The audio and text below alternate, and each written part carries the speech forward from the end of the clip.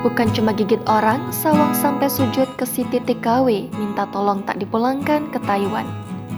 Jelang kepulangan Sawang ke Taiwan, anak disabilitas itu makin menunjukkan gelagat tak biasa. Diungkap Siti Aisyah, mantan TKI yang merawatnya, Sawang sampai sujud kepada Siti minta tidak dipulangkan. Siti memaparkan tingkah laku Sawang ketika banyak tamu yang datang. Sawang bahkan seperti memohon pertolongan pada Siti sampai sujud. Bukan itu saja, Sawang yang tadinya merupakan anak baik kini berubah jadi galak. Sawang ngamuk bahkan menggigit tangan kerabat Siti. Padahal menurut Siti, Sawang selama ini tidak pernah berperilaku seperti itu. Bahkan menurut Siti, Sawang kini terlihat lebih sering melamun.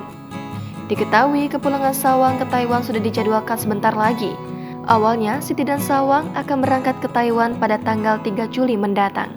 Namun, mantan TKW asal Karawang itu mengungkapkan keberangkatan mereka di tanggal itu batal dilaksanakan. Hal yang jadi penyebab Sawang tak jadi pulang tanggal 3 Juli yaitu karena tiket pesawat. Rupanya rombongan yang akan mengantar Sawang ke Taiwan itu kehabisan tiket pesawat.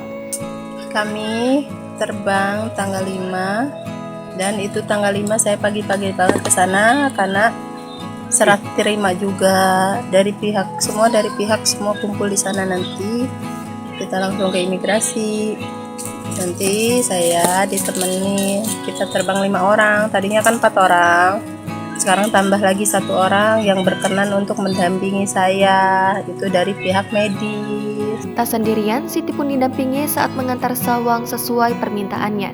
Total ada 5 orang ditambah pihak medis yang akan mengantarkan Sawang. Keberangkatan Siti ke Taiwan bukan tanpa alasan. Siti masih berupaya untuk dapat mengadopsi Sawang. Siti bahkan akan menyambangi rumah keluarga Sawang. Jangan lupa subscribe, share, komen, dan like ya.